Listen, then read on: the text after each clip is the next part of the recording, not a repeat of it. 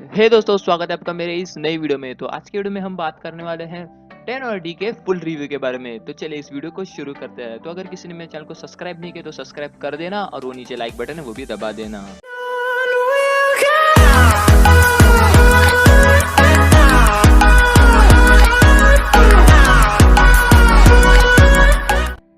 तो दोस्तों चलिए पहले बात करते हैं बिल्ड और डिज़ाइन के बारे में। तो बिल्ड और डिज़ाइन काफ़ी यहाँ पर अच्छी मिल जाती है। जो 4999 का जो प्राइस टैग है उसमें यहाँ पर प्लास्टिक डिज़ाइन आपको पीछे मिल जाती है और सामने की जो डिस्प्ले है वो है 720p रेजोल्यूशन की, मतलब एचडी। यहाँ पर फुल एचडी नहीं मिलती है पर डिस्प्ले काफ़ी अच्छी है। आप सनलाइट में जाओगे, मैंने तो नोटिस किया है कि सनलाइट में विजिबल हो जाती है, इतना भी कुछ प्रॉब्लम आपको नहीं देखने को मिल जाता है। तो चलिए अभी सीधा थोड़े स्पेक्स के ऊपर इसके ध्यान देते हैं। तो दोस्तों यहाँ पर मैंने CPU Z यहाँ पर ओपन कर दिया। आप देख सकते हैं इसमें स्नैपड्रैगन का 425 है, 4 कोर आपको यहाँ पर मिल जाते हैं। यहाँ पर सब लिखा हुआ इन्फॉर्मेशन उस फोन के बारे में। चलिए मैं आपको सेंसर्स की भी लिस्ट एक बार बता देता हूँ।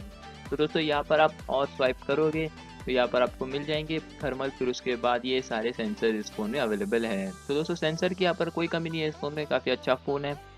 तो दोस्तों परफॉर्मेंस के बारे में देखोगे तो इस फ़ोन में मैंने कैंडी क्रश जैसे बहुत सारे छोटे-छोटे गेम्स खेल चुका हूँ, तो वो छोटे गेम्स काफ़ी अच्छे से प्ले हो जाते हैं। पर हेवी टास्क के लिए शायद ये थोड़ा लैग हो सकता है, क्योंकि एस्फाल्ट 8 वगैरह काफ़ी बड़े गेम है, तो ये थोड़ा हैंग, थोड़ा लैग वहाँ पर ये प्लेएबल है, ऐसा नहीं कह सकते कि नहीं है।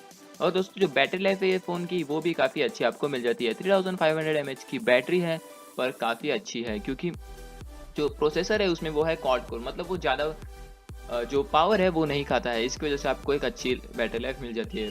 मुझे मेरे इस 6 डेज़ के जो मैंने यूज़ किया था तो उसमें मुझे आराम से 1 दिन की बैटरी बैकअप आराम से मिल गया था हेवी यूज़ के ऊपर। तो दोस्तों चलिए अभी सीधा कैमरे के ऊपर आ जाते हैं। तो इसमें मिलता है आपको 13 मेगापिक्सल का रियर कैमरा और जो सेल्फी के लिए है वो है 5 मेगापिक्सल का कैमरा। तो चलिए मैं आपको कुछ यहाँ पर पिक्चर्स दिखाता हूँ जो मैंने डे लाइट में निकाले हैं। तो दोस्तों मैंने इस कैमरे को टेस्ट किया था। यहाँ पर इंडोर्स लाइटिंग में कुछ फ़ोटोज़ है, फ़ोटोज़ काफ़ी अच्छे आए इंडोर्स में, आउटडोर्स में भी काफ़ी अच्छे आए। आप देख सकते हैं बालकनी में तो डायनामिक रेंज एवरेज है। फिर उसके बाद जो कलर्स है वो काफ़ी अच्छे नेचुरल लग रहे हैं पर ओवर एक्सपोज है, आप देख सकते हैं। ये फ़ोटो काफ़ी अच्छा है। उसके बाद ये फ़ोटो में आप देख सकते हो कि जो ओवर एक्सपोज का प्रॉब्लम है वो, और यहाँ पर जो आप फोकस लेते हो वो भी काफ़ी मुश्किल है लेना। आप देख सकते हैं ये फूल के ऊपर फोकस नहीं ले रहा है, पर एक बार आपने फूल के ऊपर फोकस ले लिया तो कुछ ऐसे फ़ोटोज़ भी आप ले सकते हो इस कैमरे से। ये मैंने जूम करके लिया था।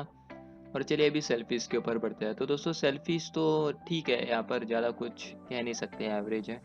चलिए तो दोस्तों आखिर में बस मैं यही कहना चाहता हूँ कि मैंने ये जो रिव्यू है वो काफ़ी छोटी बनाई है, क्योंकि मैंने सारे पॉइंट्स अपने अनबॉक्सिंग में क्लियर कर दिए थे इस फ़ोन के बारे में। तो दोस्तों चलिए अभी प्राइस के ऊपर आ जाते हैं। तो प्राइस रखी है 5000 और 6000। इसमें आपको मिल जाता है एक फिंगरप्रिंट स्कैनर, एक अच्छी बैटरी लाइफ जो 1.5 डेज तक आराम से चल जाएगी।